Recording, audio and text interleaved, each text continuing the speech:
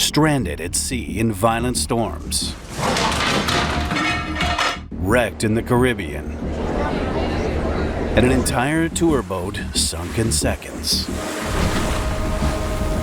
This is how cruises became waking nightmares. In the middle of a raging storm, a cruise ship carrying over 1,000 souls loses power, the engines fail, and a huge wave shatters windows, causing freezing water to flood the decks. The Viking Sky is close to sinking. As it drifts towards rocks on the shore, its captain sends a desperate mayday call, and experts prepare for a disaster on the scale of the Titanic. This is a tale of shocking oversight, the story of how the Viking Sky cruise almost ended in catastrophe. On March 23, 2019, the Viking Sky was sailing through the infamous Hustadvika area when its engines abruptly shut down. For hours, it had endured crashing 6-meter waves, and now at the peak of a violent storm, it was immobilized. Its crew frantically tried to restart the engines as the ship rocked from side to side, but as 90-mile-an-hour winds tore it apart, the situation couldn't be worse. But the luxury craft shouldn't have been so close to destruction. As we're about to find out, the incident was years in the making. The Viking Sky is one of 6 ships owned by Viking Ocean Cruises. It specializes in luxury holidays, where guests can enjoy scenic views of the Arctic Circle and catch glimpses of the Northern Lights. But as an entertainment company, Viking Ocean Cruises doesn't have the naval expertise to maintain the fleet. Instead, once ships are built by Italian firm Fincantieri, its seafaring activities are handled by Wilhelmsen, a maritime service provider based in Norway. The Viking Sky is still considered a state-of-the-art cruise liner today, so when it launched in 2017, you'd think it had all its documentation in place. But conflicting reports suggest this wasn't the case. In 2016, Wilhelmsen engineers working on a sister vessel realized they lacked crucial information to maintain the fleet. Its engine manufacturer hadn't provided guidelines for the correct oil and alarm levels of its sump tanks. It seems a strange oversight for a $400 million ocean cruiser, but it's more baffling as the ship's diesel engines also generate its electricity, so if they failed mid-voyage, the Viking Sky would be left without power and propulsion. So, for several years, the fleet carried thousands of passengers on ships its engineers weren't even sure how to maintain. If this isn't troubling enough, the ship could carry 930 guests and 465 crew members. Despite those numbers, it was classified as a small ship. Unaware of these risks, the ship's largely retired passengers were excited to begin their 12-day cruise along the Norwegian coast. Beginning in Bergen, the route took passengers north to several towns, ending in a visit to Bodo. From there, they'd head south and navigate a notorious stretch of sea in the Hustadvika area. The region is infamous for its shallow reefs, rough seas, and sudden weather changes, so sailors are on high alert to navigate safely while feeling the pressure to meet tight schedules. The first week of the cruise went as expected, and on March 21st, guests were enjoying a visit to Tromsø. But this is where the voyage ran into several issues. Severe weather was predicted over the next few days, and rival companies canceled the planned trips. But the weather wasn't the only thing wrong. In a regular incident for the fleet, one of its diesel-electric generators, DG3, was offline due to a faulty turbocharger. But the ship would run behind schedule if it waited in Tromsø for the spare parts to arrive. The Viking Sky also had a staffing shortage with its mandatory pilots. As expert navigators, 2 were needed to ensure the safe passage through a more challenging section of its course. However, one of the onboard pilots was only certified to sail up to Kristiansund, and the replacement pilot was set to join the crew after the most dangerous leg of the route in Hustadvika. The captain and pilots were confident the ship could safely pass through the bay, and a technician on board could repair the generator when they reached Stavanger. Aware of the risks, they decided to leave Tromsø port in the late evening. But the decision broke maritime regulations. With one offline, Viking Sky wouldn't have enough fallback generators if the other engines encountered issues at sea. And as guests were about to discover, these weren't the only problems with the Viking Sky. Roughly 3 hours after leaving Tromsø, an alarm alerted the crew that DG2 had low lubricating oil, but it stopped shortly afterwards, so no further action was taken by technicians. The weather at this point of the journey was fine, and as the day progressed, crew on the bridge closely monitored increasing wind speeds. By morning, however, the captain was worried about reaching their next destination. Conditions were expected to decline in the evening, which could result in the ship being trapped when it made port. So after assessing the situation, he decided to cancel a planned trip to Bodo. Disappointed, he told the passengers the area was too dangerous to sail. Instead, the Viking Sky set course to Stavanger. Several hours later, crew were instructed to prepare the ship for deteriorating weather and secure loose items in the hull. But as the ship continued sailing in mellow waters inshore, the wind and waves became increasingly restless throughout the day. By midnight, the strong breeze had grown into gale-force winds, and the ship's logbook recorded 6-meter waves. It forced the captain to half the ship's speed to ensure a more comfortable ride for passengers. But if they thought their night's sleep was rough, passengers had no idea what lay in store come daybreak. In the early hours of the following day, multiple warnings registered on the ship. The first was another alarm indicating low lubricating oil, only this time it was for DG4's sump tank. And as the Viking Sky entered Trondheim, winds increased to a severe gale. Despite being sheltered from the full effects of the volatile tide by a series of islands, more alarms sounded as they crossed the Trondheim fairway. This included a second low oil level warning for DG4, and the forecast predicted that the already intense winds would only grow stronger. So the captain ordered a heavy weather checklist to be carried out to prepare for the onslaught. While this happened, over 150 warnings triggered for various systems, including additional low oil alerts for DG4. By this point, the engineer on watch had acknowledged 3 separate warnings for DG4, but each was cleared from the system without adding oil or investigating further. Meanwhile, passengers were served breakfast as usual, but a feeling of unease spread as they began to feel the effects of the emerging storm. Some struggled to stay on their feet. Others watched as glasses smashed and loose objects slid across restaurant tables.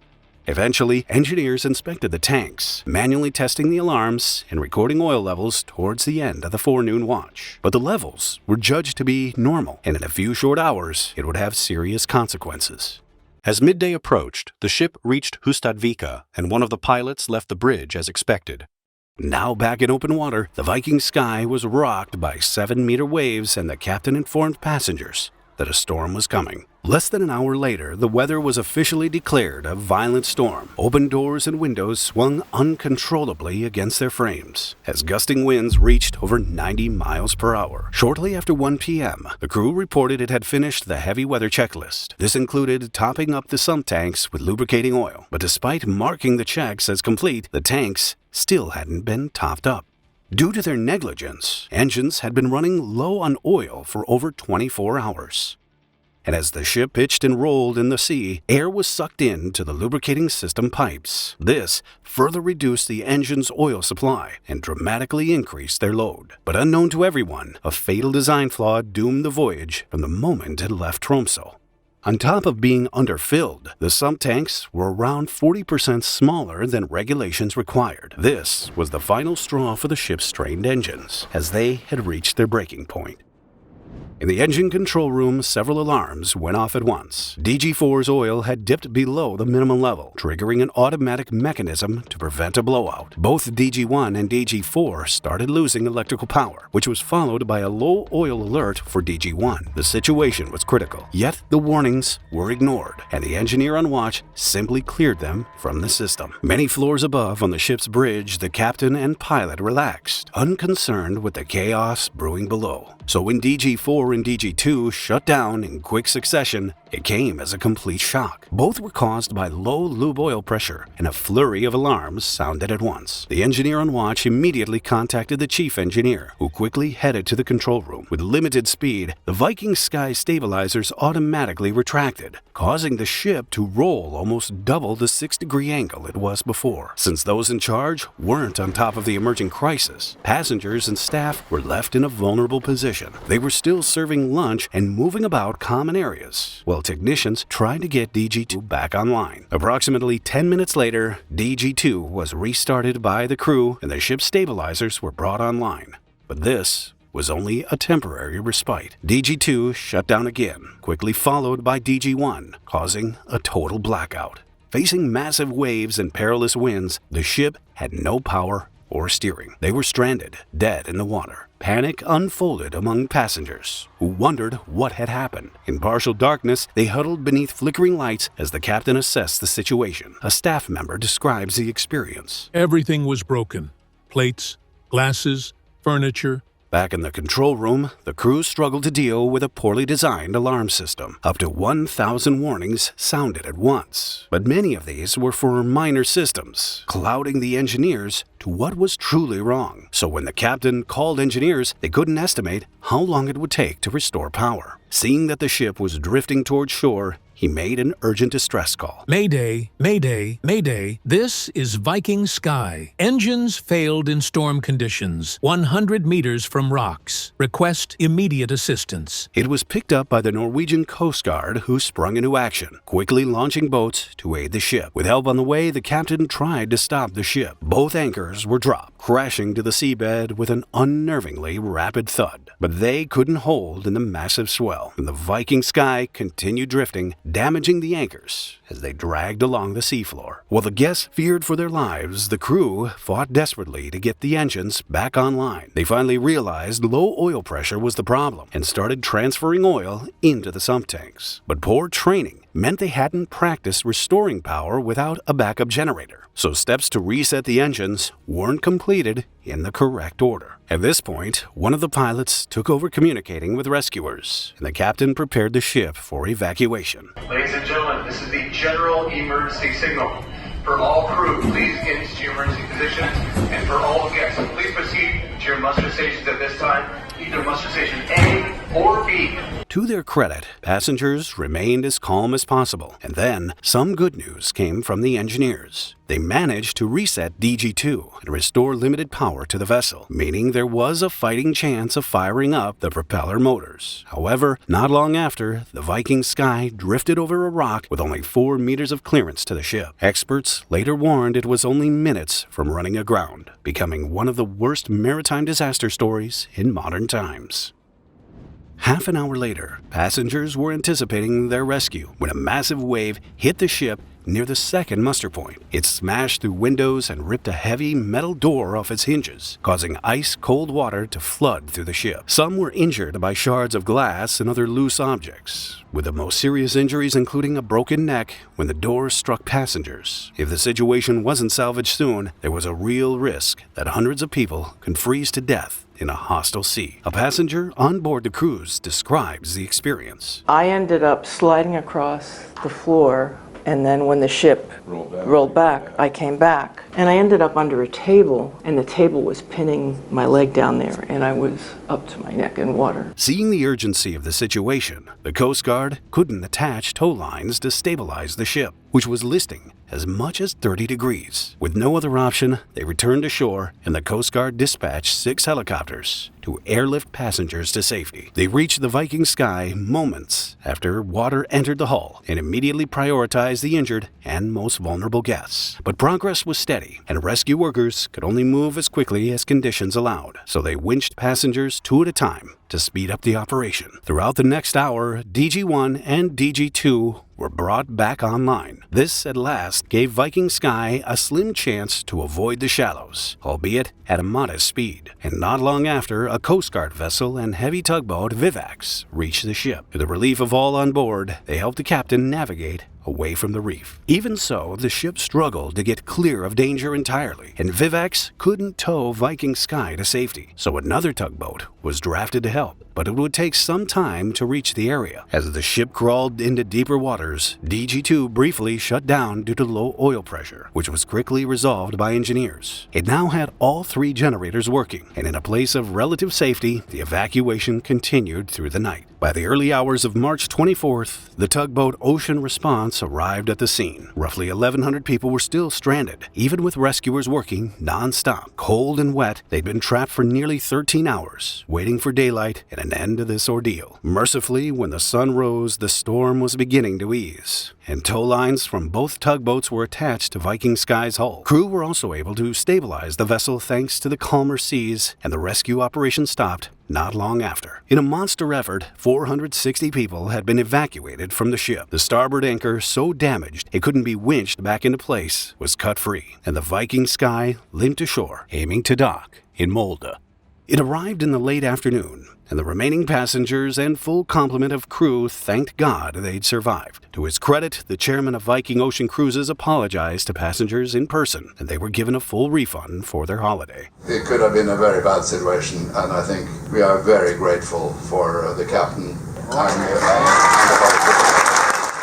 In the aftermath of the voyage, Viking Ocean Cruises reported major damage to the ship's starboard or right-hand windows. Some were destroyed outright. There was also stress on the ship's structure and superficial damage throughout. The investigation into the incident found design flaws and a failure to maintain oil level as the main cause. It made over 14 recommendations, including newly designed tanks and improvements to ensure the ship's seaworthiness. Wilhelmsen and Viking Ocean Cruises also came under fire for contributing to the disaster. In particular, the decision to leave port at Tromsø, poor staff training in a blackout situation, and the failure to ensure 2 certified pilots were on board for the entire route. Both updated their staff training programs and introduced new procedures for monitoring and responding to alarms. They also altered company policies to ensure ships and pilot staffing complied with regulations. 18 people were injured, with only a single serious case. After the dramatic airlift from Viking Sky, a 2024 tragedy received surprisingly little attention when crewmen were boiled alive under deck. On the Holland America ship New Amsterdam, over 2,000 passengers are preparing for a relaxing day in the Bahamas. Steel drum music drifts through the air. Cocktails are being mixed. Sunscreen is being applied. 4 decks below, in the belly of the ship, 2 men are at work. An engineer and an engine room wiper. They're performing routine maintenance on the sewage system. Nothing unusual, just another day in the engine room. But something was wrong. First, the men heard loud bangs coming from the other side of the room. Then, just 86 seconds later, they found themselves in a boiling hot death trap with no way out. This is the story of what happened on the New Amsterdam. A story of catastrophic mechanical failure, a desperate rescue, and 2 men who went to work one morning and never came home. Built in 2010, the New Amsterdam is impressive. 11 passenger decks tower above the waterline. Below that, 4 more decks house the crew quarters and the engine room that powers everything. Holland America Line, the company behind the ship, has built a reputation on safety, tradition, and luxury, and is part of Carnival Corporation, the largest cruise company in the world. The floating city is kept alive by 6 diesel generators producing electricity. That electricity drives the ship's propulsion system and every other system on board. The air conditioning, the lights, the elevators, the kitchens, the entertainment, everything. But there's another system running through the ship. An older, more dangerous technology. The steam system. Steam has been used on ships for over 2 centuries. It's an efficient way to move heat from one place to another. On the New Amsterdam, the system operates at high pressure and 340 degrees Fahrenheit, or 170 degrees Celsius. The steam is generated in the engine room. That vapor is then piped through the ship wherever heat is needed to preheat the fuel oil, keep the passenger cabins warm, and the swimming pool pleasant. Below decks, the laundry and kitchens also use steam. But it's also dangerous. When water turns into steam, it expands to 1,600 times its original volume. And if that pressure is suddenly released, the results can be catastrophic. The pipes on the ship expand and contract as they heat up and cool down. If a long pipe carries the steam at 340 degrees, that pipe is going to get longer. Not by much, but by enough. If the pipe can't expand, it will fail. That's where expansion joints come in. A flexible section made of corrugated stainless steel. When the pipe heats up and tries to expand, the expansion joint compresses. When the pipe cools down and contracts, the joint stretches out. It's a simple solution to a complex problem. but the joints are more fragile than solid pipe. If the pressure gets too high or they're not maintained properly, they can fail. On the New Amsterdam, there was an expansion joint in a section of pipe that ran through the forward sewage room. This pipe was part of a branch that supplied steam to heaters in the drinking water room. These heaters were rarely used. Most of the year, the ship used hot water coming from the main engines instead. The steam heaters were only used when the main engines were shut down, and that only happened a few days per year. So this pipe, with its expansion joint, sat doing nothing most of the time. Not completely inactive, but not fully in use either. Two shut-off valves leading to the heaters were kept slightly open to prevent the pipe from cooling down completely, which meant that there was always some pressure in the system. 5 days before the accident, on March 17, 2024, a crew member noticed that one of the water heaters in the drinking water room was leaking. Nothing major, but enough to require attention. The heater needed to be removed for repair. To move it, the steam supply was shut off. There was a valve in the pipe leading to the heater, which the crew member closed completely. After a few days, the heater was fixed and reinstalled. Everything was put back together. The connections were tightened. The system was checked. But the valve in the supply pipe was never reopened. It stayed closed. This was a mistake. With that valve closed, the steam that was still entering the pipe from those two slightly open shutoff valves had nowhere to go. It couldn't flow through to the heaters, and the pressure began to build. The New Amsterdam arrived at Half Moon Cay at 8 in the morning on March 22, 2024. Half Moon Cay is Holland America's private island in the Bahamas. There's no dock. The ship stays offshore, held in position by its propulsion system. Passengers are ferried to the island on smaller boats. Because the ship wasn't docked, all the watertight doors in the engine room remain closed. It's a safety measure so that if there's a fire or flood, it can't spread. But those closed doors would soon become a death trap. At 8:30 in the morning, two crew members entered the forward sewage room to perform routine maintenance. One of them was Joseph Tirado, a Filipino third engineer. He was accompanied by Wawan Gusnawan from Indonesia, working as engine room wiper. They were working on the sewage system on the starboard or right-hand side of the room. The steam pipe ran along the wall on the port side. They had no reason to pay attention to it. Everything seemed normal. The chief engineer heard it first. Several loud bangs coming from somewhere forward. At the same moment, the feed pump he was working on suddenly started running. It was reacting to a massive pressure drop in the system. Something had failed. Something big. In the forward sewage room, Joseph and Wawan heard the bangs too. They were much closer. The sound was coming from the other side of the room, from the steam pipe. Then, the expansion joint ruptured. Steam at 340 degrees Fahrenheit and 115 psi erupted into the room. In an instant, the air was replaced with superheated steam. Most likely, the two men couldn't see or breathe as vapor filled the room. Their skin and lungs would have been burning, and they only had seconds to get out. Joseph and Wawan ran for the doors. There were two doors leading out of the forward sewage room. Door 3 at the front, leading to the drinking water room. Door 4 at the rear, leading to the aft sewage room. Both doors were heavy watertight doors and were both closed.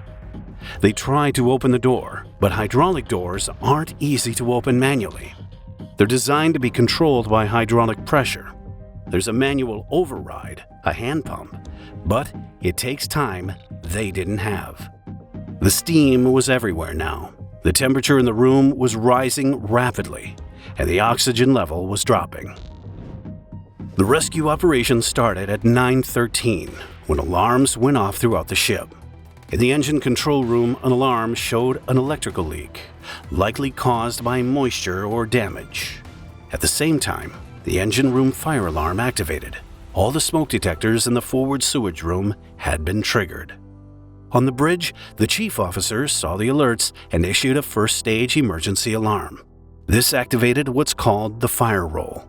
Every crew member on the ship has an assigned role in case of fire, and 4 fire teams assembled immediately. In the engine control room, the engineer on watch was looking at the integrated alarm monitoring and control system. This network tracks all the technical systems on the ship, and he saw something concerning. The pressure in the steam system had dropped from 115 psi to 70. That massive drop meant there was a big leak somewhere. The chief engineer, who'd heard the bangs and seen the feed pump react, worked out what had happened.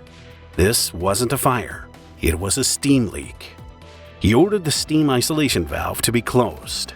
This valve controlled the steam supply to the forward sections of the ship. Then, minute by minute, the horror of what had really happened unfolded. Within a minute of the first alarm, 4 fire teams put on their suits and breathing apparatus, thinking they would be responding to a fire. A group of crew members reached the aft sewage room, the room directly behind the forward sewage room with Joseph and Wawan. They approached door 4 and tried to open it. The door opened slightly, and hot pressurized steam rushed out. It hit the crew members, forcing them to step back and release the door control. The heavy door slammed shut with a bang. By 9:20, someone realized that Joseph hadn't reported to his assembly point. He was missing. The first engineer was designated the on-scene commander. He took charge of the search, starting with the forward sewage room where the alarm was coming from. After 6 minutes, they reached the aft sewage room. He also tried to open door 4 but couldn't because it was too hot to touch for long. He had a thermal camera with him, so he pointed it at the door. It read 212 degrees Fahrenheit, or 100 degrees Celsius. By 9:30, all the crew members had been accounted for except for 2. Now the rescue became urgent. 2 men were trapped in there. The fire teams tried to open the doors from both sides. Door 3 from the drinking water room at the front, door 4 at the rear. Every time they managed to open either one slightly, steam would escape, forcing them back. Then the door would close again. Eventually, they managed to open door 3 a little. The drinking water room immediately filled with steam, and the team had to retreat through an emergency exit. Another team managed to open door 4 slightly and keep it open for a while, but the aft sewage room filled with steam, and they had to abandon that room too. The problem was that the forward sewage room, where the pipe burst, was still full of vapor. Even with the steam supply cut off, the room was retaining heat. Every time a door opened, steam would rush out into the adjacent room. The fire teams couldn't get in.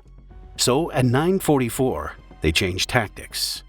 They opened 2 more doors throughout the deck to improve airflow. Then they increased the ventilation fans to maximum. Once again, the fire team managed to open door 3 slightly, but again, they had to retreat. The minutes ticked by as they kept trying, and the situation grew desperate. The rescuers knew 2 men were trapped, and time was running out, but they still couldn't get the doors open. The hand pump that was supposed to open them manually wasn't working, possibly because the hydraulic oil had gotten too hot, or because the pressure wasn't building up properly. Whatever the reason, the doors wouldn't open. At 10:08, nearly a half an hour after the pipe burst, they finally managed to open door 3 completely. They found the first victim just inside the forward sewage room. He was near the exit, trying to get out. At 10:16, fire crews 3 and 4 began working on the other door again. They had to get it open wider. When they finally had it wide enough, they found the second victim. He had also been trying to escape. According to the ship's automatic fire detection system, it took just 86 seconds from the first alarm to the room being completely filled with steam. But how could things go so horribly wrong?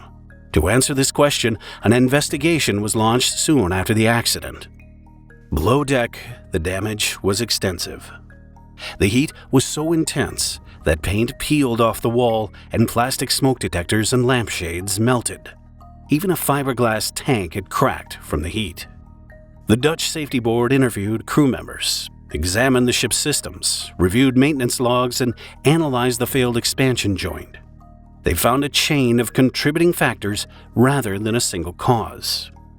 First, there was the valve that was left closed after the heater repair. This caused the pressure inside the pipe to build up beyond what the material could handle. Eventually, the expansion joint ruptured, filling the room with steam. Second, there was the nature of the pipe itself. It was rarely used, and this meant it heated up and cooled down repeatedly.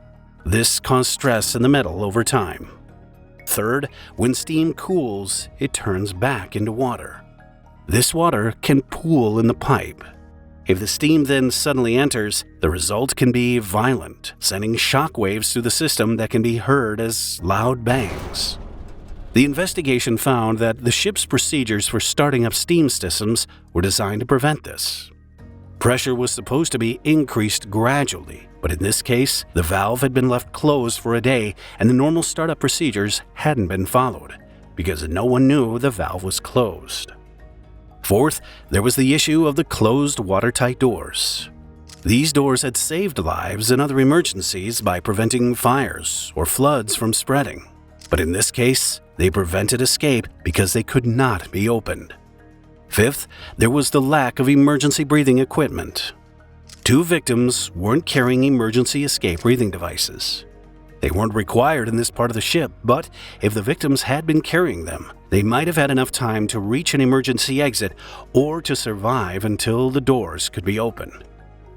The Dutch Safety Board's report made several recommendations, including improved training on steam systems for crew members, better procedures for tracking valve positions after maintenance, that emergency escape breathing devices be made available in areas where steam leaks could occur, and reviewing the design of watertight doors to ensure they can be opened in an emergency. Immediately after the accident, the passengers on the cruise knew something was wrong. The captain announced that there had been an incident and that 2 crew members had passed away. One passenger later told reporters that the captain broke down crying during the announcement. He held a moment of silence for the 2 men. The mood on the ship, which had been festive and exciting, became extremely somber. Events were canceled and the celebration stopped. Both men left families behind. Wawan Gusnawan, a wife and 2 children. Joseph Terrado, his loved ones waiting at home. New Amsterdam continued its cruise schedule after the incident. The ship's systems were inspected by independent surveyors and confirmed to be operational. The U.S. Coast Guard gave their approval. The passengers who had been on board during the accident and the crew members who had responded to the emergency were offered counseling. In an entirely different kind of crisis, the cruise descended into filth and chaos, the infamous poop cruise from hell. When you think of everything that could go wrong on a cruise liner, I bet being asked to poop in a biohazard bag falls pretty low on that list. But for more than 3,000 passengers aboard the Carnival Triumph, that became a daily reality. Feces-covered walls, food fights, and a sprawling tent city on the decks earned the cruise its infamous name, the Poop Cruise from Hell. The Triumph, billed as the pride of the Carnival Group, is the length of 3 football fields, boasts 13 decks with 4 swimming pools, 7 whirlpools, and a massive casino floor. On board Carnival's fun ship, expectations were high. Sadly, this ill-fated trip would make memories for very different reasons. The Triumph set sail from Galveston, Texas for the Gulf of Mexico on Thursday, February 7, 2013, for what was thought to be a 4-day cruise. Initially, it was all plain sailing, with late-night parties, onboard entertainment, great weather, and mouth-watering buffets for the guests.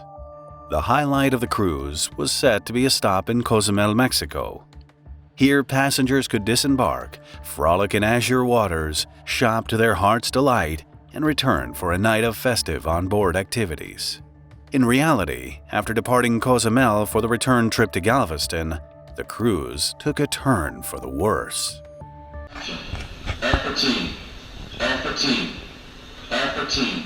In the early hours of Sunday, February 10th, a fire alarm echoed through the ship, with the Alpha Team call booming over the PA system shortly after 5:28 a.m. The Alpha Team announcement, the code used for a fire emergency aboard Carnival vessels, left many holidaymakers panicked. Guests on the first and second decks opened their doors to find smoke-filled hallways. Chaos broke out, with passengers scrambling for life jackets and frantically searching for friends and loved ones. On the top deck, black smoke was billowing from the funnel. The Alpha Team alert led to panic among passengers, with some heading to evacuation stations once they heard no further information or instructions. While the announcements called for calm, guests were left in the dark about the extent of the fire. Folks, there's no need to be at the muster stations. We do ask at this time that you do proceed back to your staterooms, back to your cabins. As I say, there is a situation in the engine control room, in the engine room, but it is under control. So we do ask that you please make your way back to your cabins at this time. There's no need to be waiting in the muster stations. Thank you. Soon after the initial announcement, the ship's lights flickered before it lost all power, except for the emergency lights. The blaze, which was contained in the engine room through an automatic fire suppression system, was reportedly quelled by 6:08 a.m. Unfortunately, the fire had knocked out most of the ship's power and disabled the propulsion system, leaving the 3,143 passengers and close to 1,100 staff stranded. But there was a plan. 2 tugboats set course for the stricken vessel to tow it to the nearest port of Progreso, Mexico. Passengers breathed a sigh of relief and started taking off their life vests, docking by Tuesday, they were told. Little did they know, another 4 days would pass before anyone set foot on land again.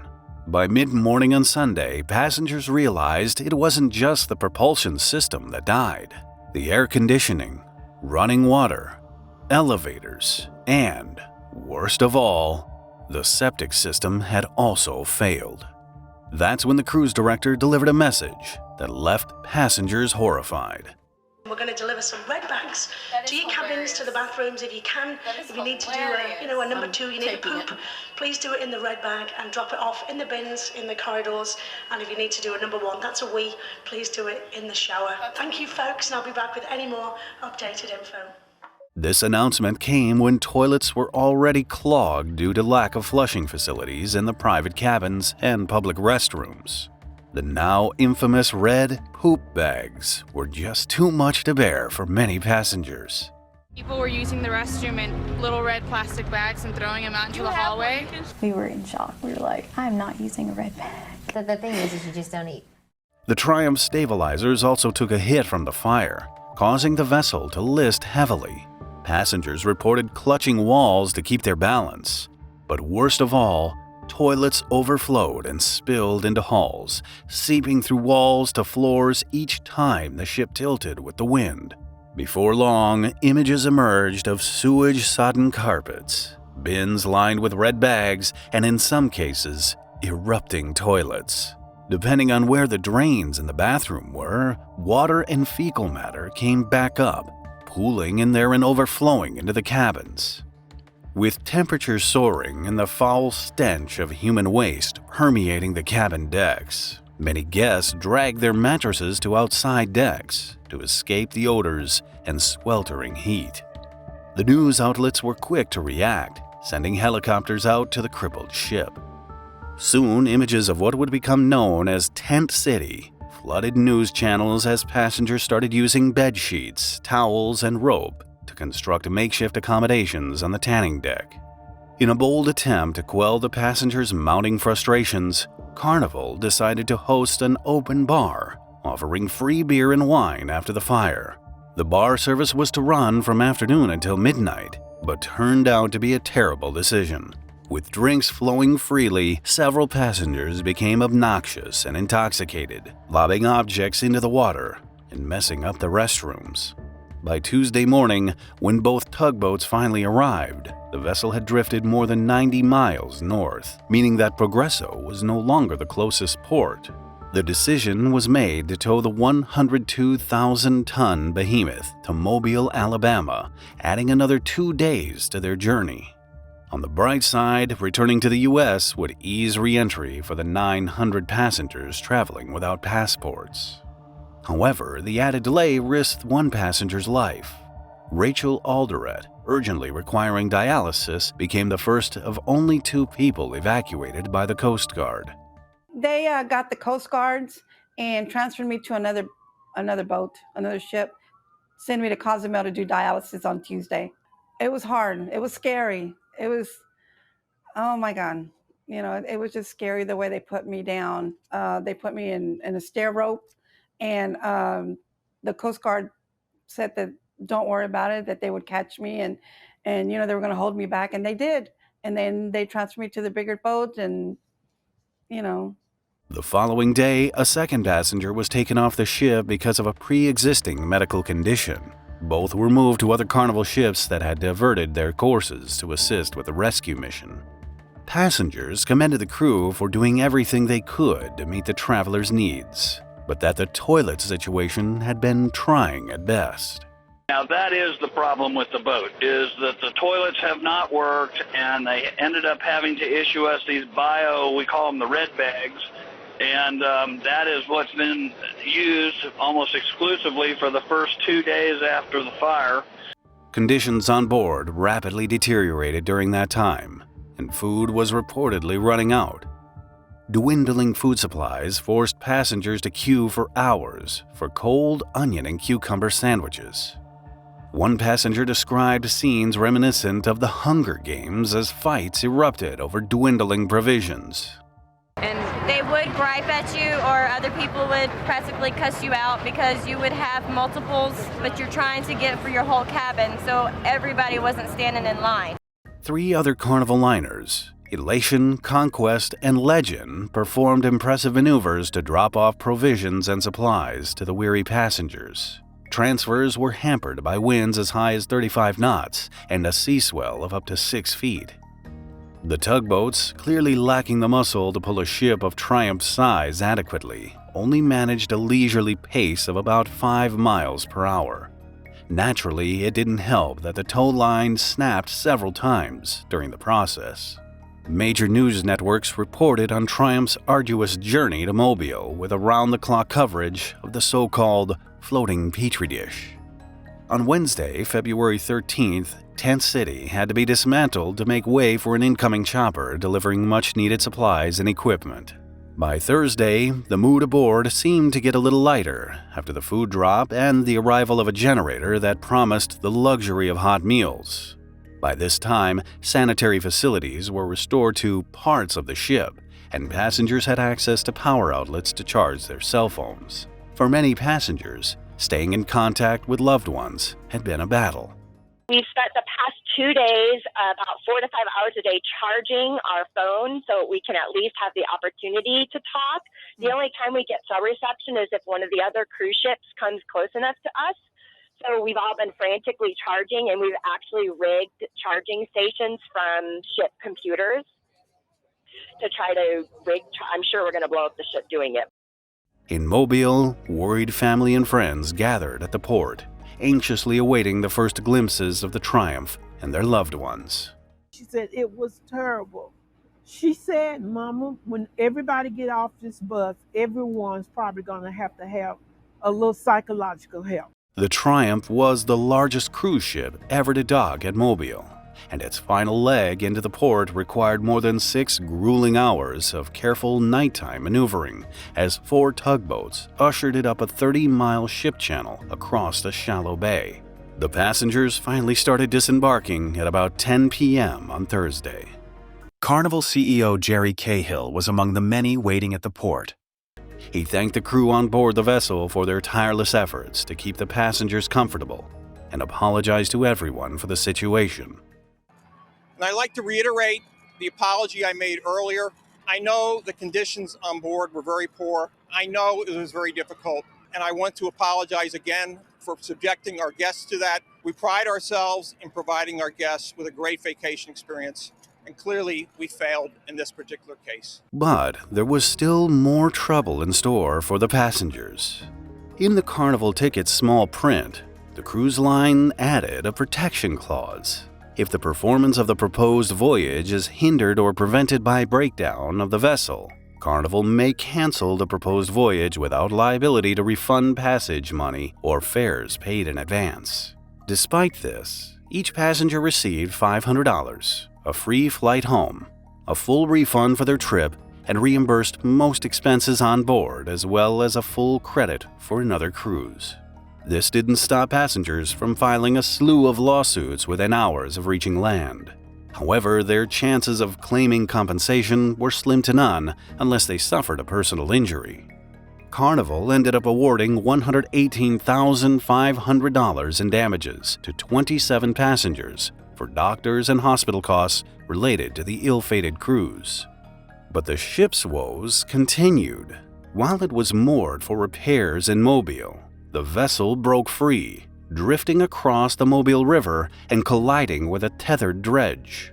A responding towboat became pinned between the cruise ship and the dredge. Tragically, one person died and another was injured.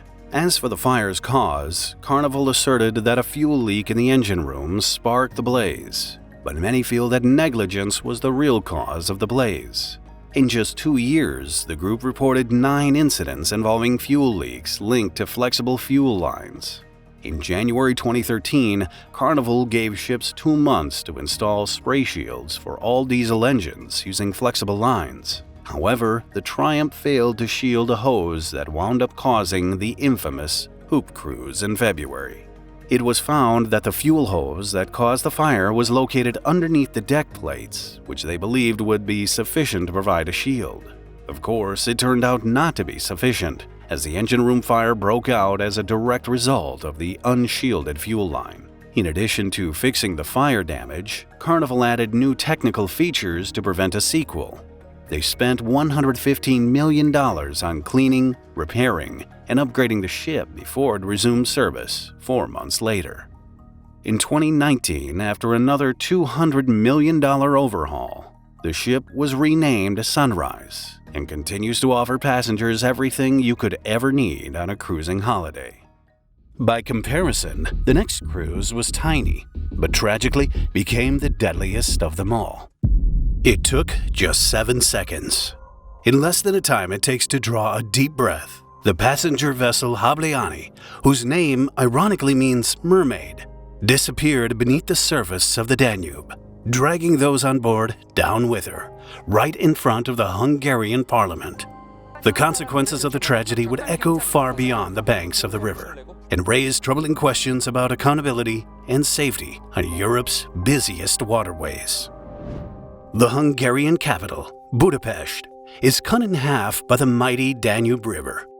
It's a busy river, teeming day and night with vessels of all sizes, from small sightseeing boats to massive floating hotels, all offering tourists the chance to view the city's illuminated splendor from the water. On May 29, 2019, a storm had brought persistent heavy rain to the area throughout the day. Because of this, the water in the Danube was higher than usual and flowing at a fierce 4,000 to 4,500 cubic meters per second, nearly double its normal rate. By that evening, as the rain eased off, the river had become busier, with some parts becoming congested. Vessels passed closely by each other, jostling for position in the waterway. Among those ships were the Hableani, or Mermaid, and the Viking Siegen. They couldn't have been more different. The Hableani, or Mermaid, was a small passenger vessel built in 1949 in the Soviet Union at the Kherson Shipbuilding and Ship Repair Plant in present-day Ukraine. She was a 50-ton Moskvich-type motorized passenger vessel, measuring just 27 meters long and 5 meters wide. It had been operated by Panorama Deck Ltd. from 2003 onward as a sightseeing boat for tourists and private events. At the helm of the Hableani that night was Captain Laszlo Lombos, a ship commander with around 40 years of experience. According to his colleagues, Laszlo had an exemplary record. With him was another experienced sailor, 53-year-old Janos Pethau. The Viking Siegen was a brand new floating colossus. a hotel ship measuring 135 meters in length and almost 12 meters in width. It was almost 5 times longer and more than twice as wide as the Havliani. With a displacement of over 2,500 tons, it outweighed the smaller vessel by a factor of more than 50.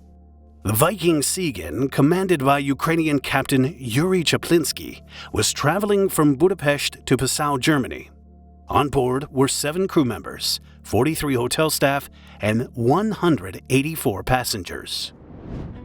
As the dusk fell over Budapest on May 29, 2019, both vessels prepared to navigate the waters of the Danube. At 2020, the Havliani began its 1-hour sightseeing cruise with 33 South Korean tourists and 2 Hungarian crew members on board. Most of the Koreans were traveling with their families. The youngest passenger was just 6 years old, and the oldest was 71. Among them was Kim Jong-mi, with her sister, brother, and daughter, Yunara.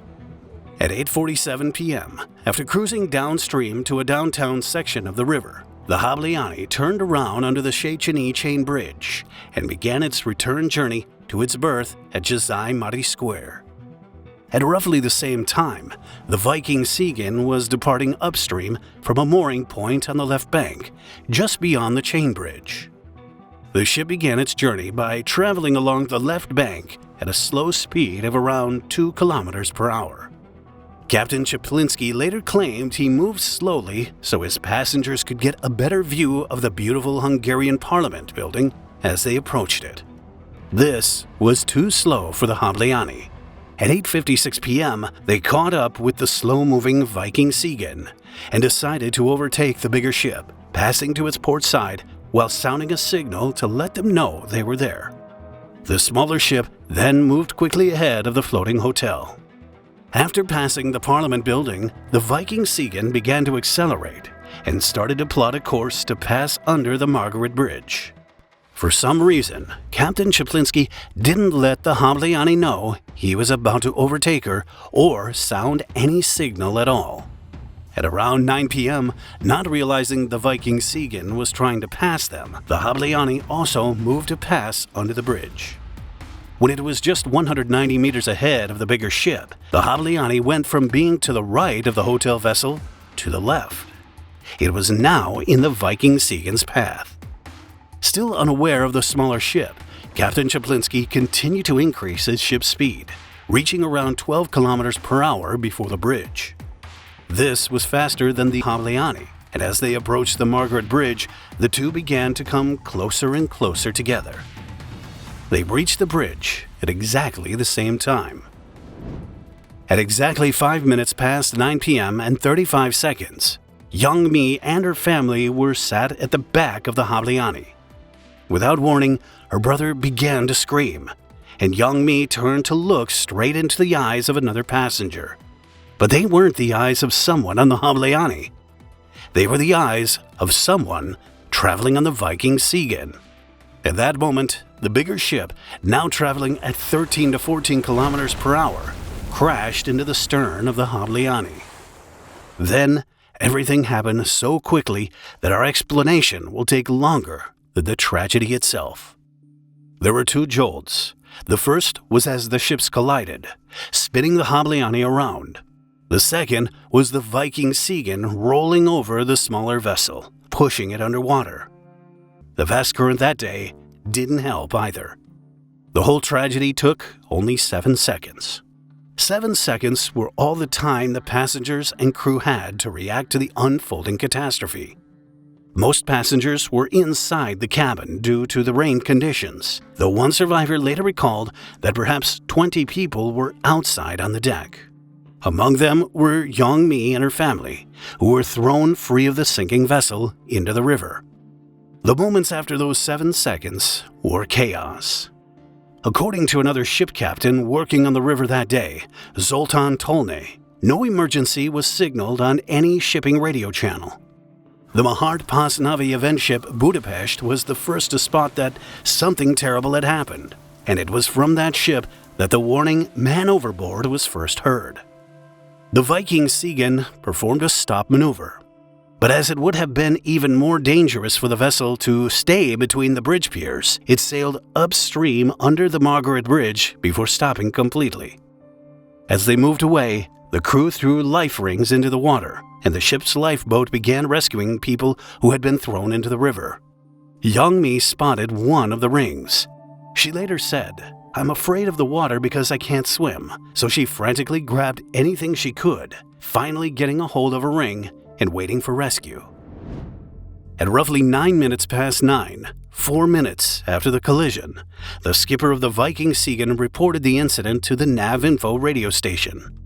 It wasn't until 9:15 that the Police Activity Management Center became aware of the accident after a civilian contacted them. After getting that civilian report, the National Ambulance Service sent 14 ambulances to the scene. The first Danube Water Police boat arrived at 21:29, nearly 25 minutes after the collision, and a navigation closure was ordered for the section between Margaret Bridge and Elizabeth Bridge. By then, darkness had fallen. The rain had picked up again, increasing the speed of the Danube's flow even more, and it was cold. The water temperature was just 10 to 12 degrees Celsius, cold enough to cause hypothermia in minutes. At first, they focused on the site of the accident under the bridge. Young Mi was rescued, but she didn't know where her family was. Thankfully, her daughter was safe. During the collision, Nara had bounced against tables and chairs on that rear deck as she fought to get to the surface. If it hadn't been for another survivor screaming at her to start swimming, she might not have made it. Just before midnight, the search was extended to the entire section of the river below Budapest. 7 people were rescued near the scene and taken to the hospital with minor injuries and symptoms of hypothermia.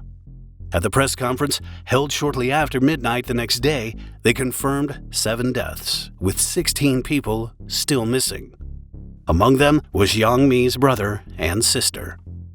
The tragedy immediately took on an international dimension.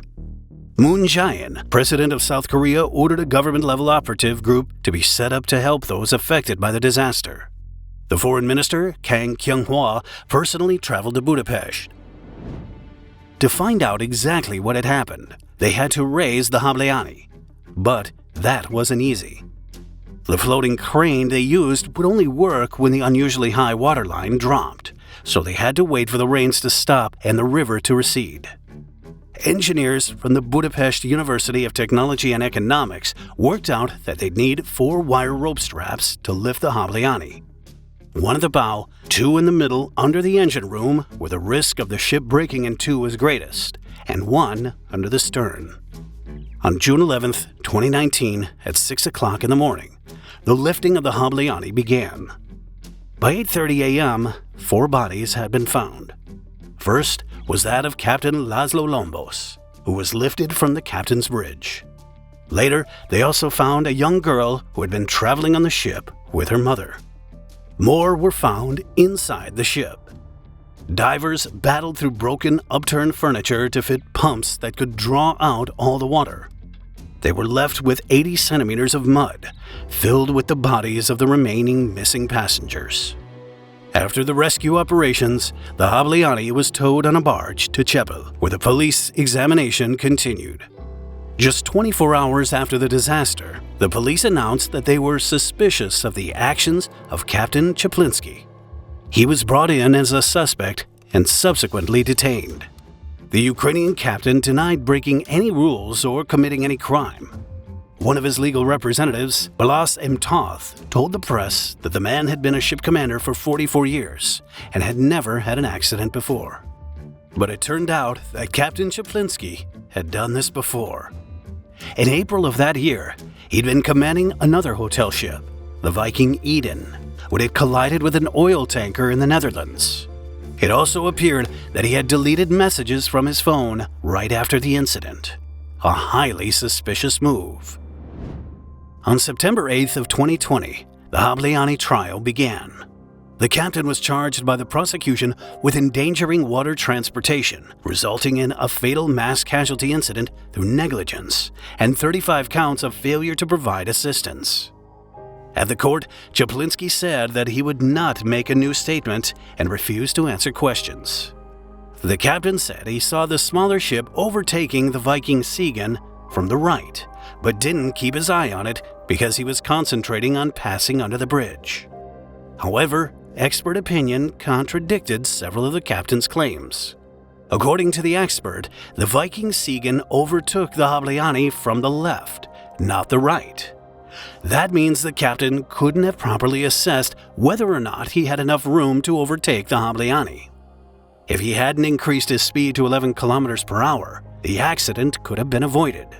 This matched the testimony of several of the survivors, including Kim Jong-mi and Yoon Nara. On September 26, 2023, the Pest Central District Court sentenced the captain to 5.5 years in prison at first instance, but this was annulled by the Budapest Metropolitan Court on January 15, 2024, which claimed judicial bias.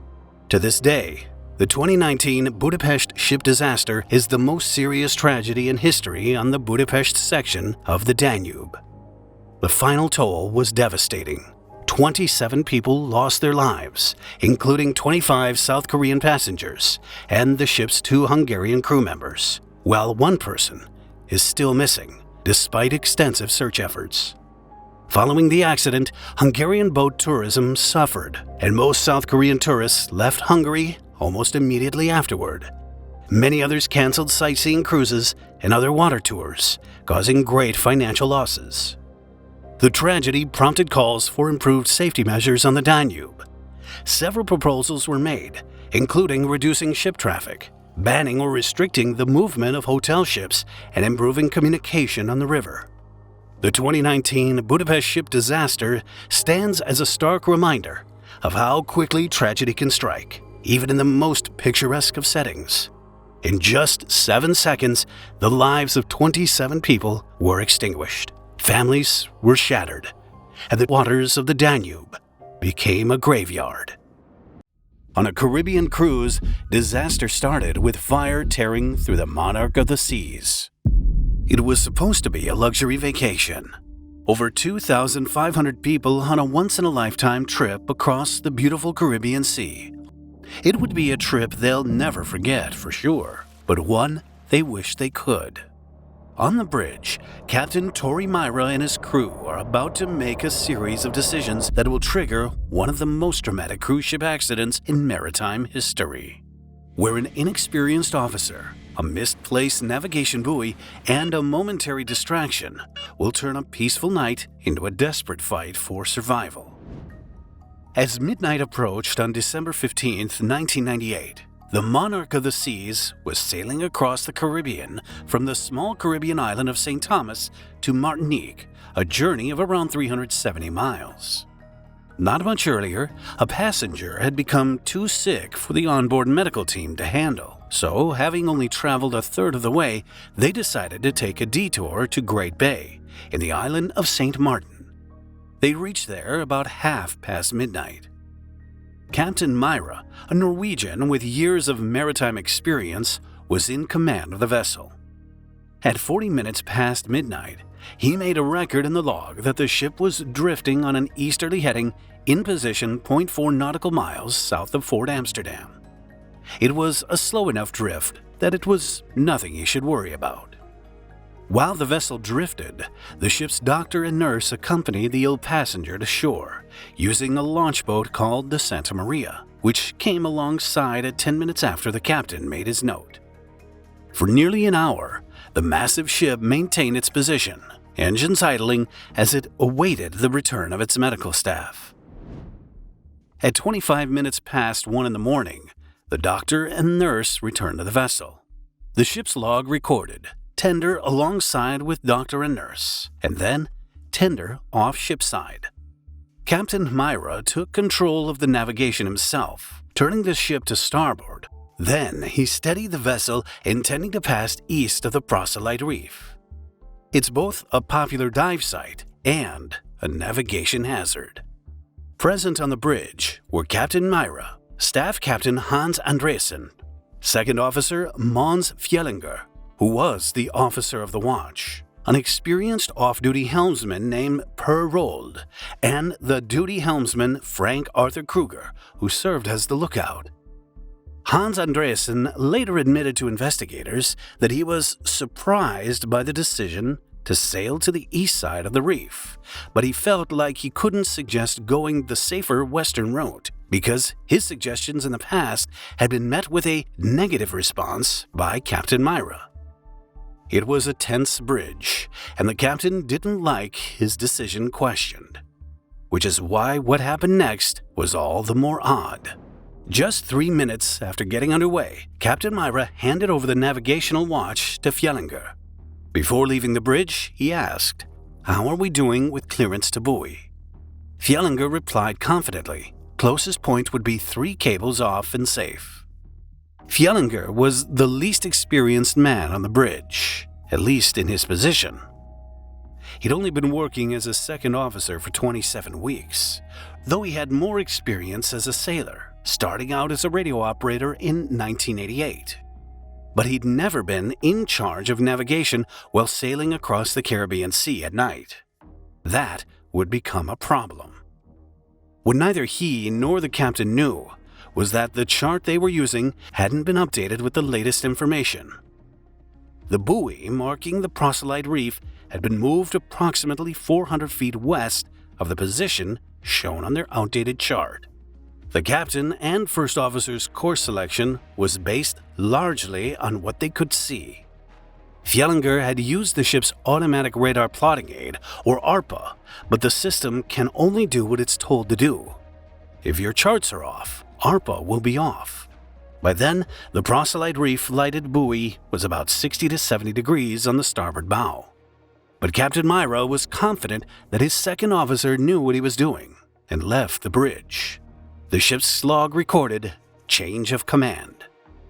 The ship was now traveling at 5 to 6 knots, with Staff Captain Andreasen monitoring the propulsion machinery and gradually increasing the ship's speed. When Fjellinger checked the ship's position, he made several critical errors. He failed to input set drift calculations into the ARPA to account for the easterly wind and westerly current that were moving the ship toward the reef. He didn't ground lock the ARPA, which means configuring the radar to use the ground rather than the sea or movements in the water.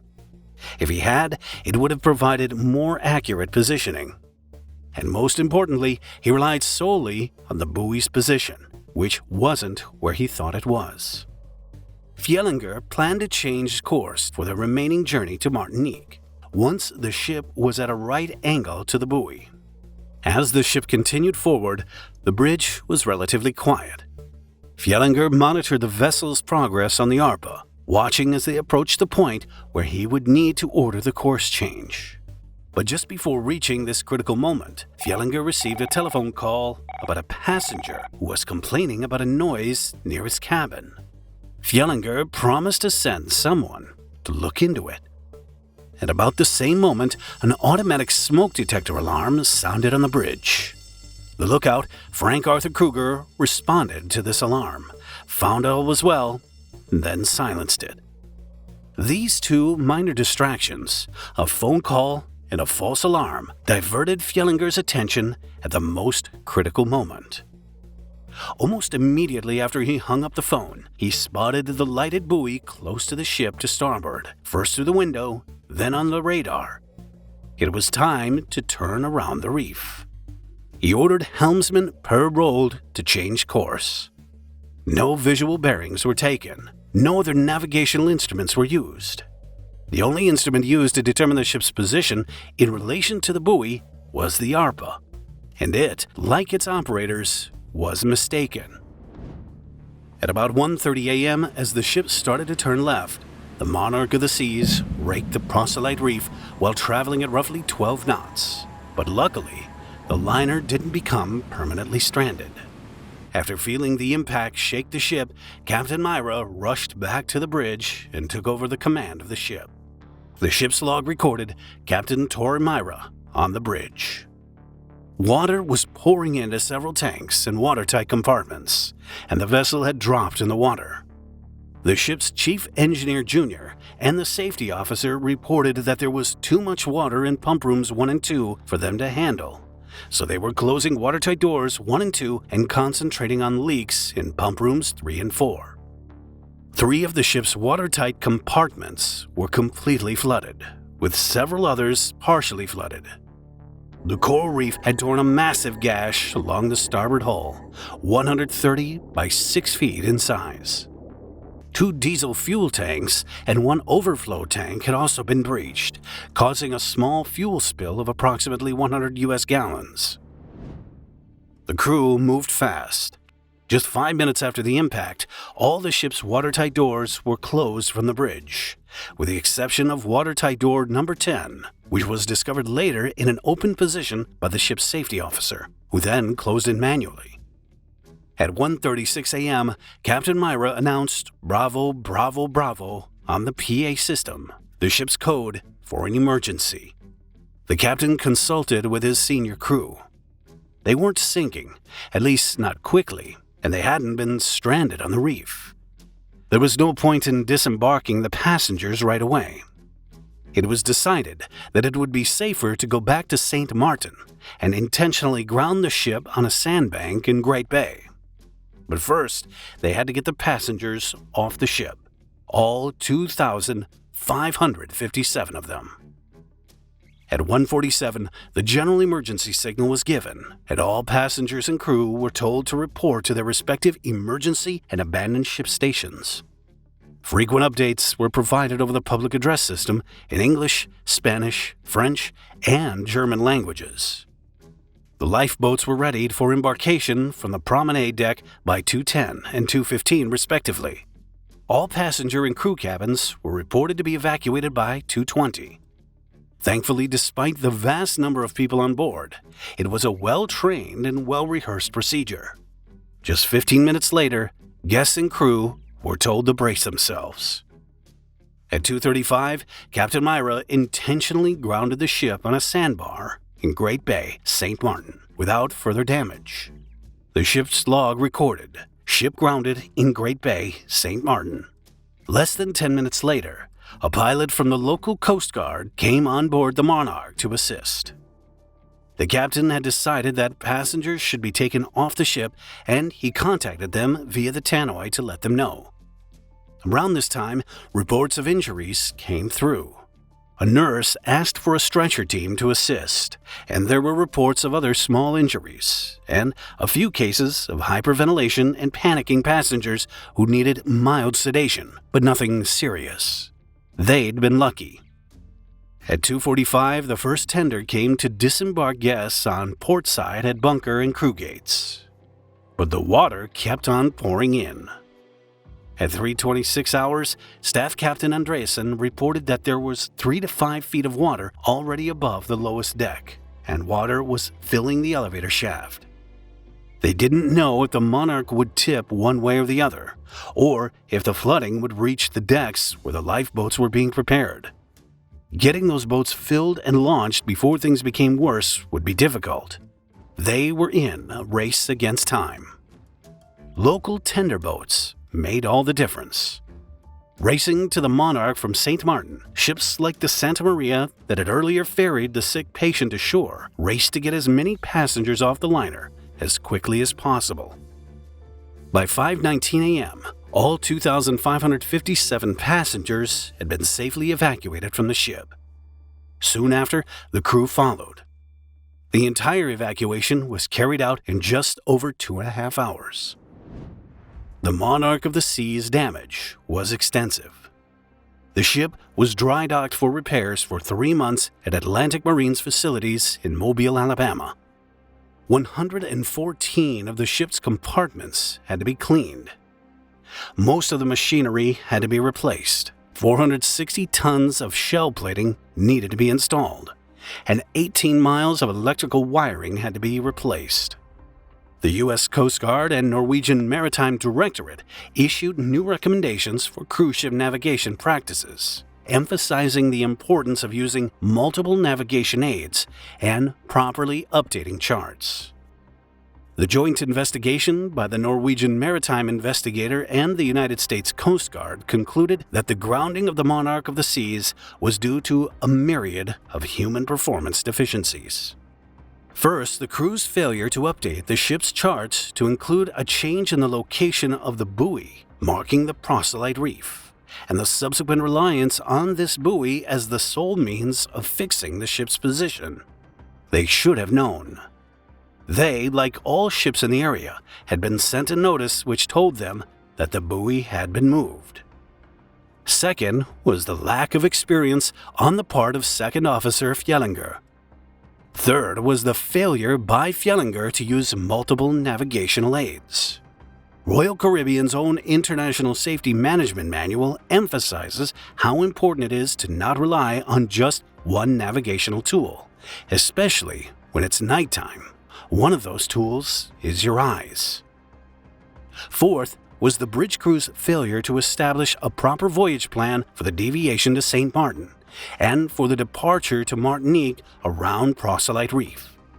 Winging it is not usual protocol.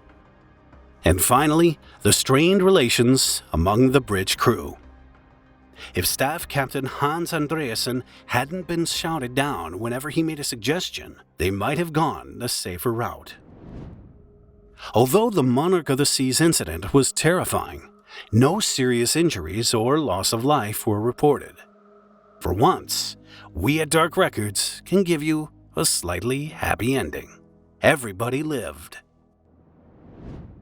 If you found this video interesting, please consider subscribing.